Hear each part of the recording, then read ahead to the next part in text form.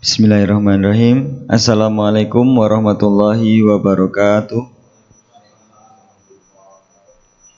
Alhamdulillahirrahmanirrahim. Wassalatu wassalamu ala asyrafil anbiya'i wal mursalin Sayyidina wa maulana Muhammadin wa ala alihi wa sahbihi ajma'in. Amma ba'd. Alhamdulillah, puji syukur kita panjatkan kepada Allah Subhanahu wa taala yang telah melimpahkan rahmat serta hidayahnya sehingga kita dapat berkumpul di masjid ini untuk melaksanakan kajian pada zuhur. Salawat serta salam mari kita aturkan kepada junjungan kita Nabi besar Nabi Muhammad sallallahu alaihi wasallam. Semoga kelak kita mendapatkan syafaatnya di yaumul qiyamah. Amin.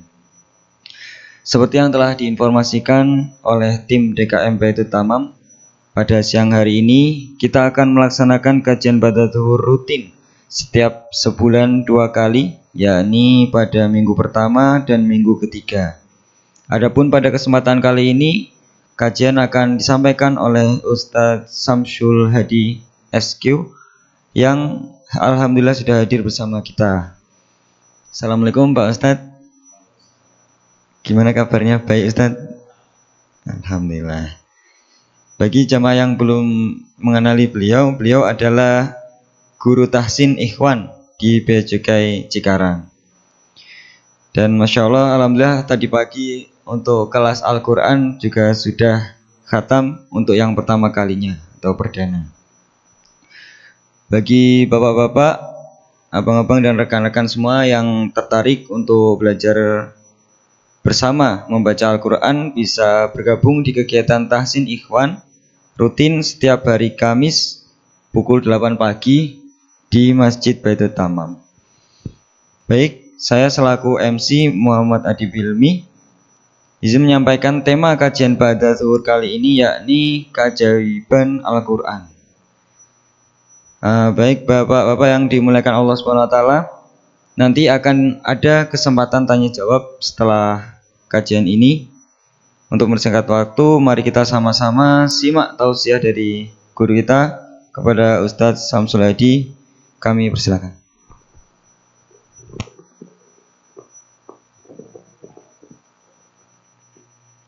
Bismillahirrahmanirrahim.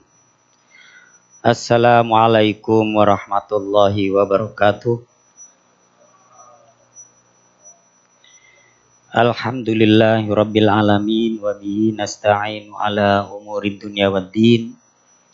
Assalatu wassalamu ala asrafil anbiya'i wal mursalin Sayyidina wa nabiyyina Muhammadin wa ala alihi wa sahbihi ajma'in. Amma ba'd. Alhamdulillah kita oleh Allah Subhanahu wa taala diperkenankan hadir di majelis ini ba'da sholat zuhur untuk bersama-sama menambah ilmu kita, untuk memperbaiki keimanan dan ketakwaan kita kepada Allah Subhanahu wa taala. Jadi sebagaimana tadi yang disampaikan oleh MC, ini kelas kedua. Jadi tadi pagi jam duha kelas pertama, sekarang masuk kelas kedua. Jadi ibarat karyawan PT ini ngelong. Baik, hadirin kaum muslimin rahimakumullah. Saya diamanahi untuk mengisi materi pada hari ini dari beberapa hari yang lalu. Amanahnya, requestnya keajaiban Al-Quran. Kalau keajaiban, ajaib itu bahasa Arabnya ajaibu. Ajaba, jadi akar katanya ain, jim, ba. Itu menunjukkan sesuatu yang di luar kebiasaan, aneh, tidak masuk akal, atau bisa terjadi tapi sangat sulit terjadi. Jadi kalau anak-anak lihat penampilan tukang sulap, kertas dimasukkan ke topi, begitu dikeluarkan jadi burung. Nah, itu namanya ajaib.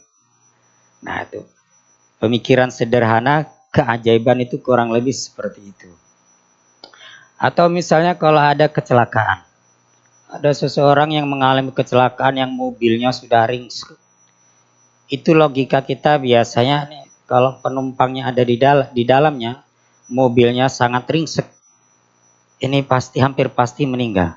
Tapi kok ternyata tetap hidup dan selamat. Ini ajaib, mukjizat dari Tuhan. Mungkin kita akan mengatakan seperti itu. Nah, keajaiban yang dialami atau yang terjadi atau yang diterima oleh seorang nabi itu biasa di dalam bahasa Arab, di dalam disiplin ilmu keislaman disebut dengan mukjizat. Nah, disebut dengan mukjizat. Paling tidak ada sebagai pengantar, ada satu ayat di dalam Al-Quran yang salah satu redaksi katanya satu akar kata dengan ajaib. Ain, jim, ba. Di sini saya bacakan. Bismillahirrahmanirrahim. Qul uhiya ilayya annahu istama'a nafarum minal jinni faqalu inna sami'na qur'anan ajaban. Katakan wahai Muhammad, telah diwahyukan kepadaku bahwa sekelompok jin telah mendengarkan Al-Quran. Faqalu, kemudian mereka jin itu berkata, inna sami'na qur'anan ajaban. Sesungguhnya kami sami'na qur'anan, kami telah mendengarkan sebuah bacaan ajaban yang ajaib. Jadi ajaib itu bahasa Arab. Nah, jadi jin saja waktu itu yang pernah dihadirkan oleh Allah untuk nguping bacaan Al-Quran Nabi Muhammad itu terkagum-kagum dengan bacaan Nabi Muhammad. Bahkan jin yang hadir itu kemudian memeluk, beriman kepada Allah Subhanahu wa ta'ala, melihat keajaiban Al-Quran. Secara redaksi sehari-hari mungkin kita juga pernah atau sesekali menyebut kata ajib. Ya. Wah, rasanya ajib banget nih. Apa berarti? Sangat nikmat, beda dari biasanya. Ajib.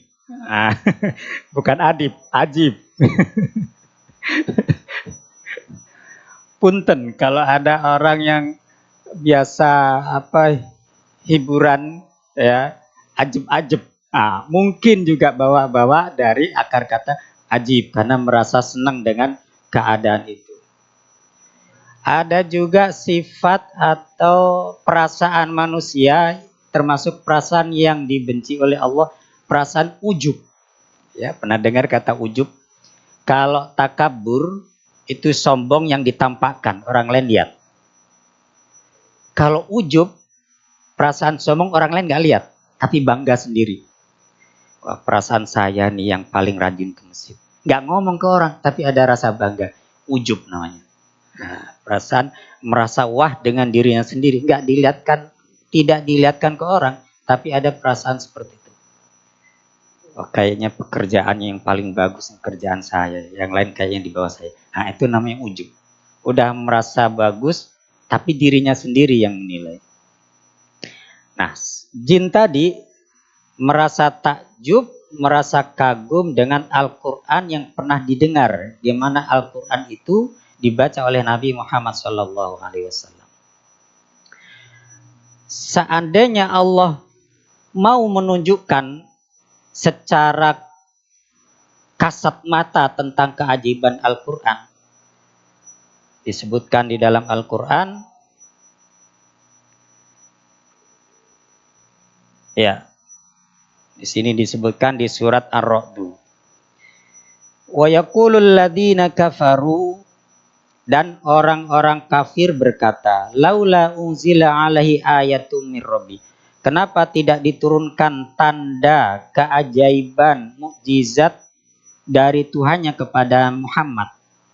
Jadi orang-orang kafir itu menganggap Muhammad bukan nabi karena tidak melihat keajaiban yang dialami oleh Nabi Muhammad.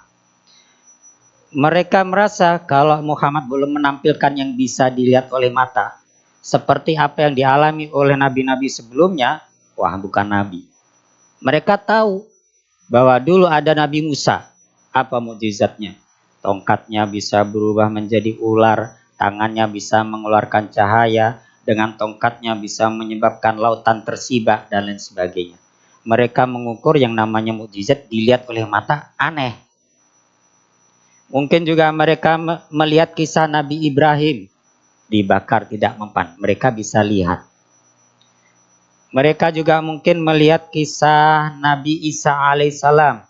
Nabi Isa ketika dituntut oleh umatnya, wahai Isa, datangkan makanan dari langit. Nabi Isa minta kepada Allah, kemudian Allah menurunkan berbagai macam makanan dari langit. Nah, orang-orang kafir pada saat itu membandingkan Nabi Muhammad dengan nabi-nabi sebelumnya. Kenapa Muhammad yang dijadikan nabi kok tidak menampilkan sesuatu yang bisa saya lihat? Coba kalau aku bisa lihat, aku akan percaya. Barangkali kurang lebih seperti itu. Nah, maka dijawab oleh Allah Subhanahu wa taala, "Walau anna Qur'anan suyirat bihil jibalu." Seandainya ada sebuah bacaan, ya, yang dengan bacaan itu akan menyebabkan suyirat bil jibalu, gunung itu menjadi bergeser dari tempatnya. Kalau Allah mau, ketika Al-Quran dibaca, gunung menjadi bergetar atau bergeser. Seperti itu kan bisa terlihat. Kalau Allah mau disebutkan dalam ayat ini, au qutti'at bil ardu, atau bumi menjadi terpotong-potong. Qutti'at, bumi itu terbelah. Nah, seandainya mau Allah, Al-Quran itu dibaca, ada bagian bumi yang terjadi gempa. Kalau gempa kan biasanya tampilannya bumi itu ada yang retak, ada yang patah, dan lain sebagainya. Au kullima bil mauta, atau kalau Allah mau, seandainya ada sebuah bacaan yang dengan bacaan itu orang yang mati akan bisa berbicara.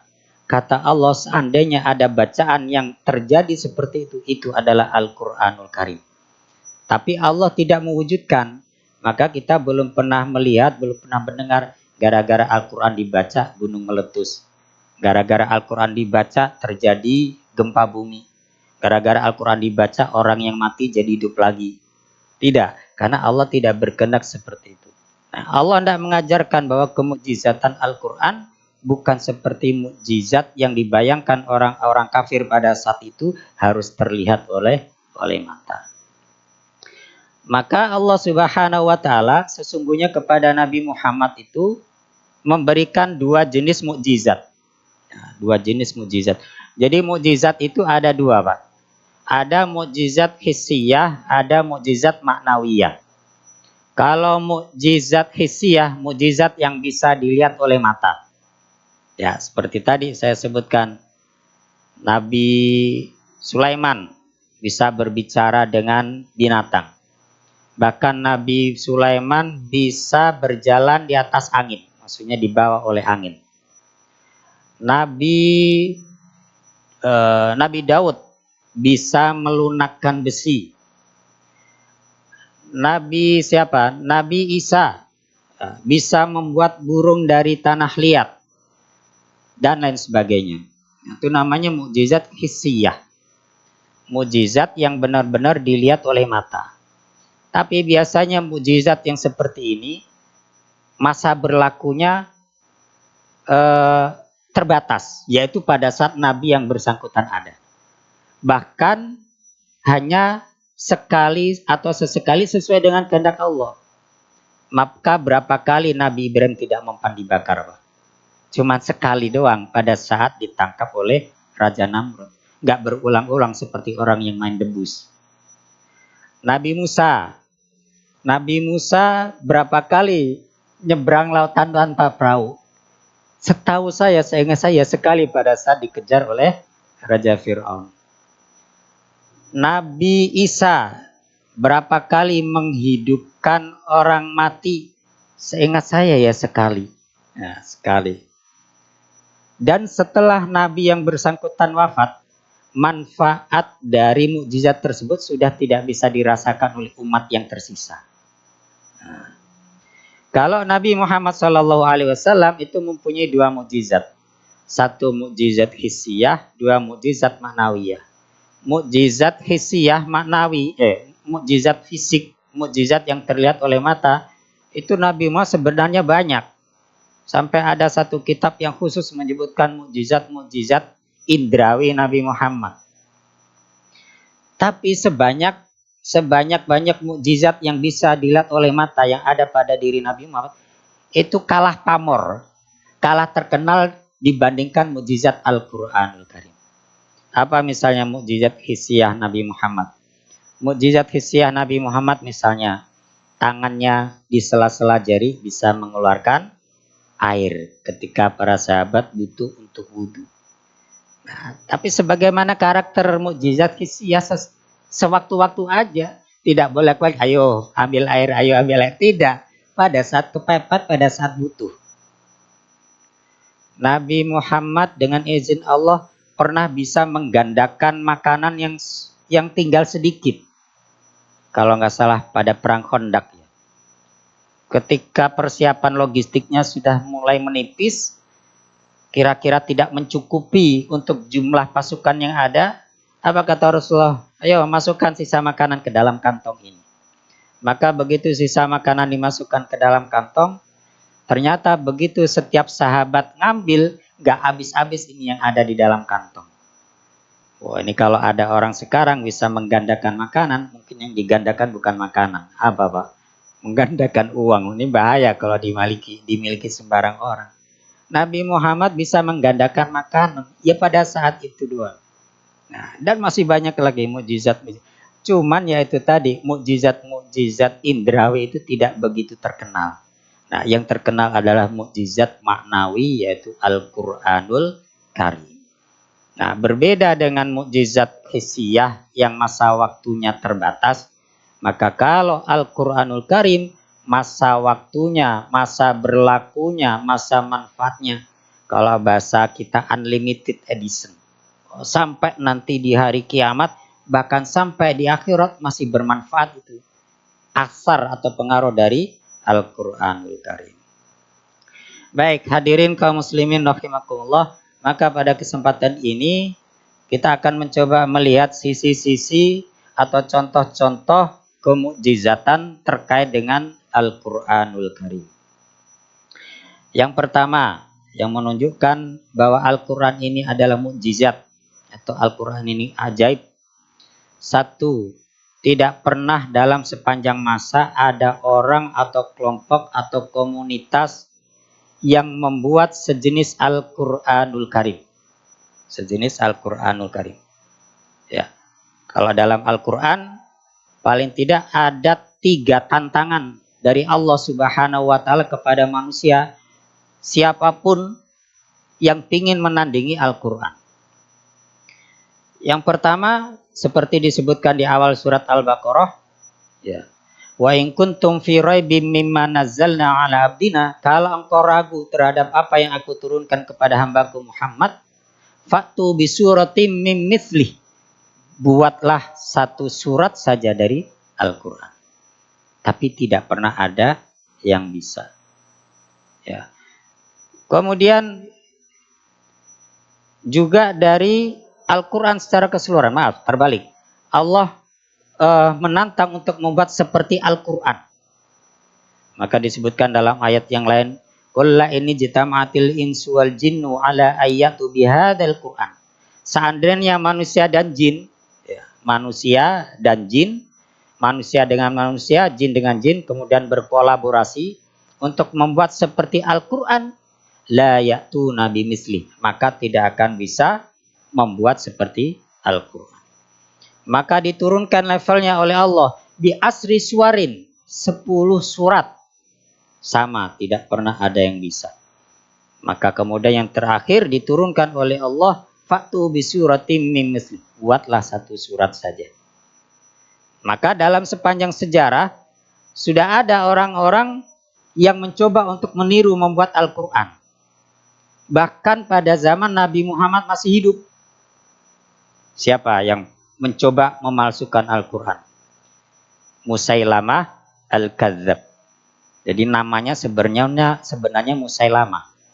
Tapi karena dia berbohong mengaku nabi, berbohong membuat sejenis Al-Quran, maka digelari Al-Kadzab, tukang bohong. Tukang bohong. Maka kalau punya anak jangan kasih nama Al-Kadzab, Pak. Artinya tukang bohong.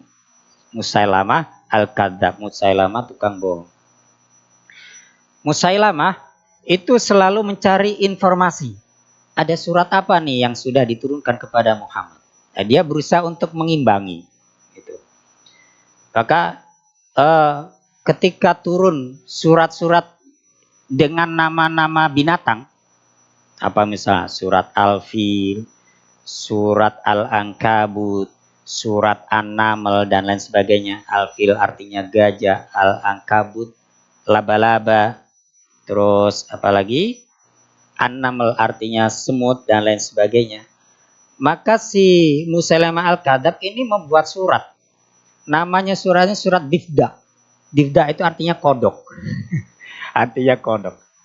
Nah, tapi kalau Musailamah membuat sebuah surat yang itu nama dari sebuah binatang yang disebutkan hanya fisiknya. Maka kalau bapak-bapak browsing surat Difda yang artinya kodok, dia hanya menyebutkan bahwa kodok ini terlahir dari dua kodok. Maksudnya dari induknya, bapak ibunya kodok. Si Difda ini bisa hidup di di daratan, hidup di air. Jadi yang dia sebutkan dalam surat itu secara fisiknya, tidak esensi dari binatang itu. Beda dengan Al-Quranul Karim. Kalau Nabi Muhammad menyampaikan ayat atau surat tentang binatang, itu biasanya ada suatu peristiwa yang kebetulan ada kaitannya menyinggung dengan binatang. Surat Al-Fil. Nah, masa di mana pernah terjadi pasukan Abrah mau menghancurkan Ka'bah dengan menggunakan pasukan gajah. Apalagi misalnya An-Naml, yang artinya semut, yaitu kisah Nabi Sulaiman yang pernah ketemu sekelompok semut. Al-Ankabut, yaitu laba-laba, itu tentang perumpamaan orang yang bersandar kepada selain Allah itu seperti laba-laba yang bersandar kepada rumahnya yang sangat terapung. Nah, jadi tidak berbicara tentang fisik dari binatangnya, tapi ada pesan apa di balik kisah atau hal yang terkait dengan binatang tersebut. Nah, juga satu lagi berkaitan dengan ada orang yang pernah mencoba meniru Al-Quran. Saya lupa namanya. Ada orang yang berada di kamar, dia fokus menulis kertas-kertas, ingin mencoba membuat seperti Al-Quran. Baru dia selesai dapat satu lembar, setelah dibaca, oh kok nggak bagus ini. Terus dikeruel-keruel, apa dikeruel-keruel betul? Pokoknya disobek-sobek, dibuang, taruh di kamar. Dia nulis lagi. Sampai selesai satu lembar, dibaca lagi, nggak bagus, dibuang lagi. Karena zaman dulu belum ada ando, Pak. Jadi kalau salah udah dibuang aja gitu. Makanya kalau kitab-kitab di zaman dulu, manuskrip kitab-kitab para ulama itu banyak coretan-coretan. Nah, karena ya belum ada ando, belum ada del, begitu salah ya udah harus dicoret aja. Maka tidak sembarang orang bisa membaca manuskrip, butuh ilmu tersendiri. Biasanya harus sampai gelar S2, S3, ahli filologi ya kalau nggak salah ya namanya ya. Nah, orang ini sampai akhirnya disebutkan kamarnya itu penuh dengan kertas-kertas yang gagal dia tulis. Akhirnya dia putus asa, tidak melanjutkan untuk membuat seperti Al-Quran. Nah, itu satu yang menunjukkan bahwa Al-Quran ini adalah mukjizat. Tidak ada satu orang pun yang sampai detik ini bisa membuat seperti Al-Quran, walaupun hanya satu surat saja. Terus yang berikutnya, saya kutip-kutipan. Al-Quran ini melahirkan banyak ilmu. Al-Quran menjadi inspirasi lahirnya banyak ilmu.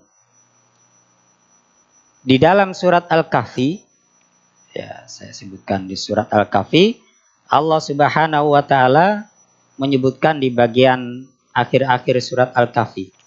Bismillahirrahmanirrahim. Qul law kanal bahru midadan li kalimati rabbi.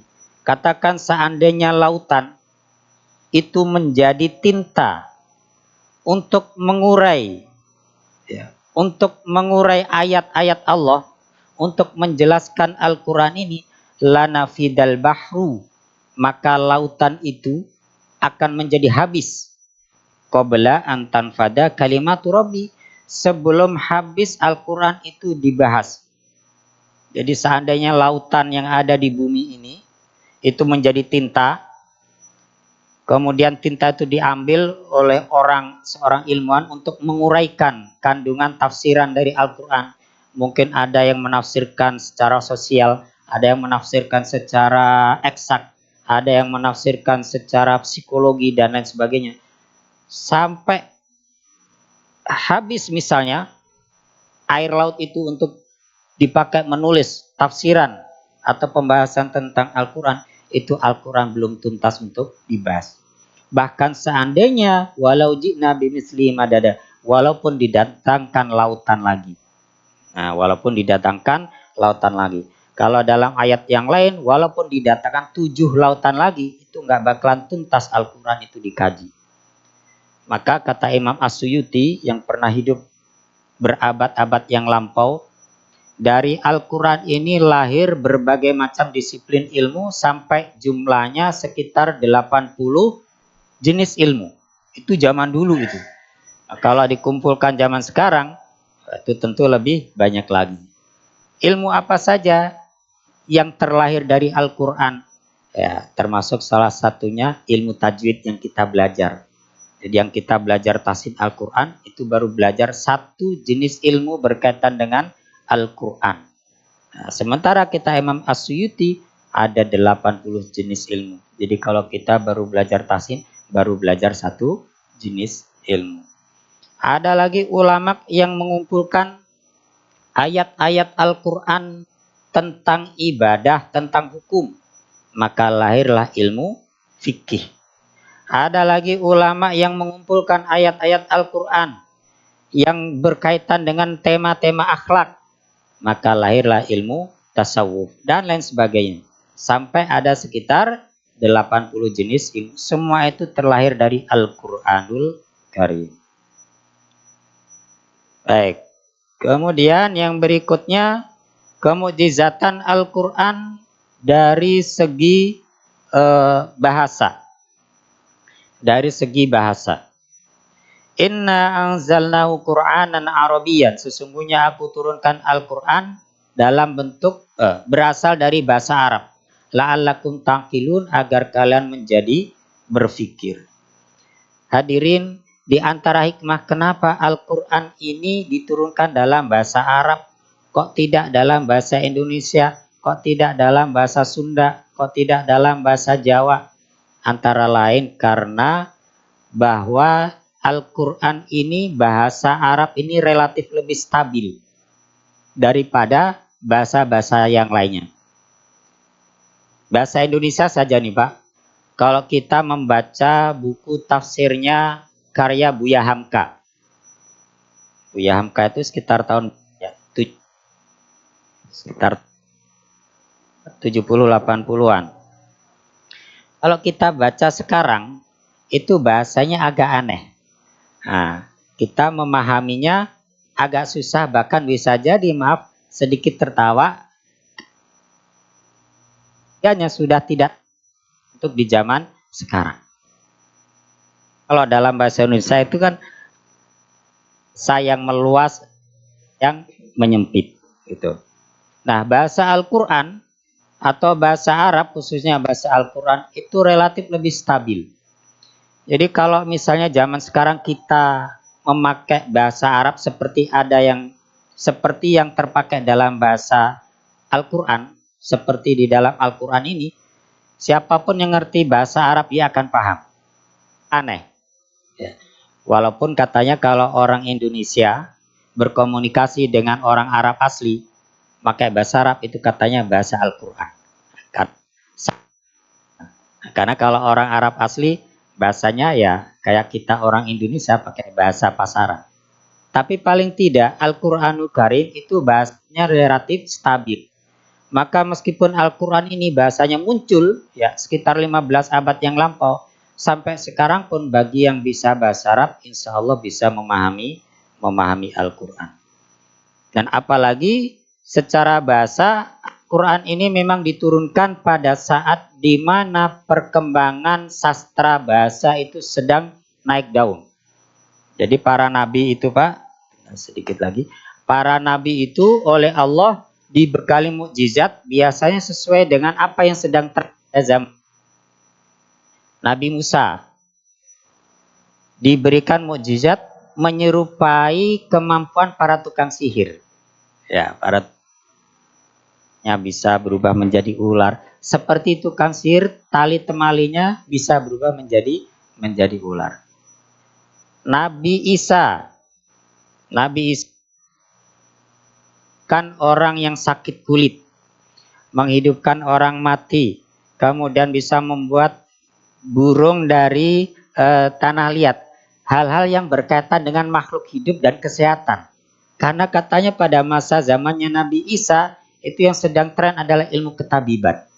Nah, jadi menyesuaikan tapi lebih unggul.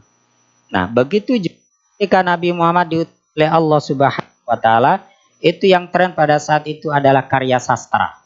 Sastra berarti bahasa.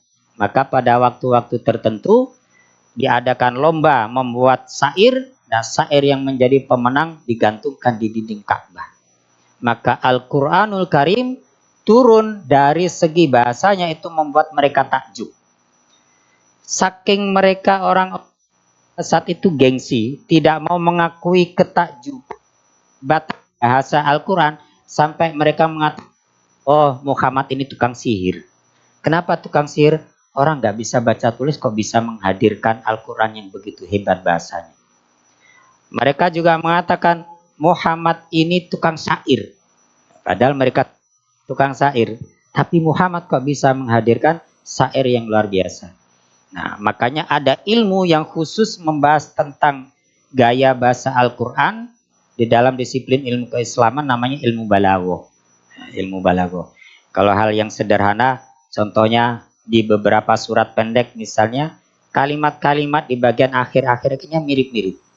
Surat An-Nas, Qul a'udzu birabbin nas, malikin nas, nas. Al-Ikhlas, Qul huwallahu ahad, Allahu samad, lam yalid walam yulad, walam yakul lahu kufuwan ahad. De belakangnya. Nah, itu hal sederhana yang menunjukkan di bahasa. Mungkin satu lagi saya tambahkan, mengingat keterbatasan waktu. Kemujizatan Al-Quran secara ilmiah. Al-Quranul Karim di beberapa ayat menunjukkan apa yang diungkap 15 abad yang lampau, yang orang pada saat itu belum bisa paham, ternyata terbukti sesuai dengan penemuan ilmiah di zaman sekarang. Ada ayat misalnya, wa yas'alunaka 'anil mahid, mereka bertanya kepadamu tentang darah haid, tentang haid. Wa yas'alunaka 'anil mahid, qul huwa adza, katakan bahwa itu adalah penyakit. Fa'tazilun nisaa fil mahid, jauhilah wanita pada saat sedang dalam keadaan haid. Pada saat itu di tradisi jahiliyah punten, kalau seorang istri sedang haid, tradisinya sebagian dari mereka itu istri nggak boleh tidur dalam rumah. Nah, nggak boleh tidur dalam rumah. Maka turun Al-Quranul Karim bahwa itu adalah penyakit nisa, jauhilah wanita pada posisi keluarnya darah haid saja. Artinya apa? Mengoreksi tradisi jahiliyah yang biasanya mengeluarkan wanita dari dalam rumah pada saat haid. Koreksi dengan Al-Quran, meski haid silakan boleh di dalam rumah, bahkan masih boleh tidur di seranjang. Hanya saja yang bagian tempat keluarnya itu, kalau dalam fikih malah pusar sampai lutut, jangan didekati. Nah, ternyata menurut penelitian ilmiah bahwa itu adalah penyakit darah kotor yang seandainya terjadi hubungan pada masa itu, maka akan membawa dampak yang tidak baik, ya, baik bagi wanita maupun bagi prianya. Satu lagi misalnya, di dalam Al-Quran disebutkan orang yang dikehendaki oleh Allah mendapatkan hidayah, hatinya menjadi lapang. Tapi Allah yang menghendaki seseorang tidak mendapatkan hidayah, maka dadanya menjadi sesak seperti dia naik langit. Apa ini isyaratnya? Menunjukkan bahwa orang kalau naik ke makin jauh dari permukaan bumi, semakin jauh atmosfer, persediaan udara makin menipis. Menipis. Nah, ini menunjukkan sama dengan penemuan ilmiah bahwa adanya lapisan udara yang semakin jauh dari permukaan bumi itu semakin tipis sehingga orang tidak mungkin bisa bernafas. Tapi ada yang bisa orang meskipun jauh dari bumi masih bisa bernafas. Dalam surat Ar-Rahman, insi tatotum antangfudu min aqtaris samawati wal ard fangfudu la tanfuduna illa bisultan. Wahai jin dan manusia, ya. Wahai jin dan manusia, kalau engkau mampu, tembuslah penjuru langit dan bumi. Tapi engkau tidak akan penjuru langit, tidak akan bisa naik jauh dari permukaan bumi illa bisultan, kecuali dengan kemampuan, kecuali dengan perbekalan. Apa maksudnya perbekalan? Dengan oksigen, dengan pesawat dan lain sebagainya. Nah, ini menunjukkan penemuan ilmiah semakin jauh kita dari permukaan bumi, semakin tidak memungkinkan kita untuk bisa pas, kecuali harus membawa peralatan-peralatan yang dibutuhkan. Yang terakhir, kemukjizatan Al-Quran, kalau dibandingkan dengan mukjizat dari para nabi, mukjizat para nabi hanya sesaat menyelamatkan dan memudahkan. Tetapi Al-Quranul Karim, siapa yang mau berpegang dengan Al-Quran, siapa yang mau mengamalkan ajaran Al-Quran, maka insya Allah Allah akan memberikan keselamatan baik di dunia dan di akhirat kelak. Saya kira itu hadirin kaum muslimin rahimakumullah. Mudah-mudahan Allah Subhanahu wa taala memberikan kesempatan kepada kita untuk senantiasa mendekatkan diri dengan Al-Quran, sehingga kita bisa merasakan kemukjizatan, keajaiban Al-Quran yang membawa kebaikan dan keselamatan kepada kita, baik di dunia maupun di akhirat kelak. Usikum wa nafsi bittaqwallah. Assalamualaikum warahmatullahi wabarakatuh. Waalaikumsalam warahmatullahi wabarakatuh. Alhamdulillahirrahmanirrahim. Masya Allah, luar biasa Ustadz atas kajian atau tausiah yang telah disampaikan tentang keajaiban atau kemukjizatan dari Al-Quran.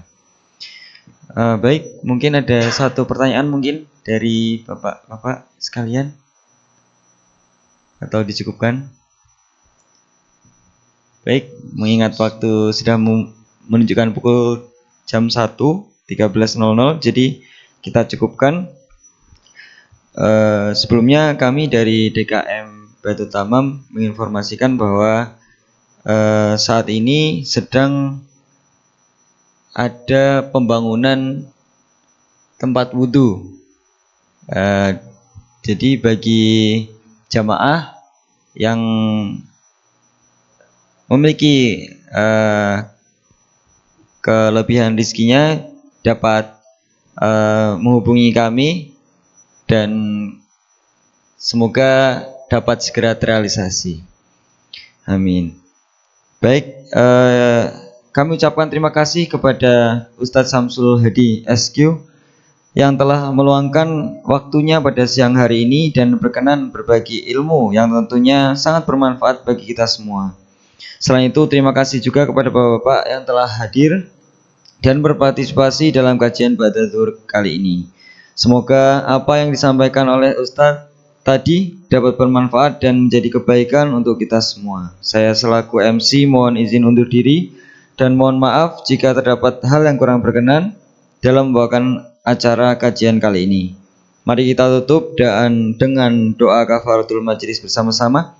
Subhanakallahumma bihamdika asyhadu an la ilaha illa anta astaghfiruka wa atubu ilaik. Wabillahi taufiq wal hidayah. Wassalamualaikum warahmatullahi wabarakatuh.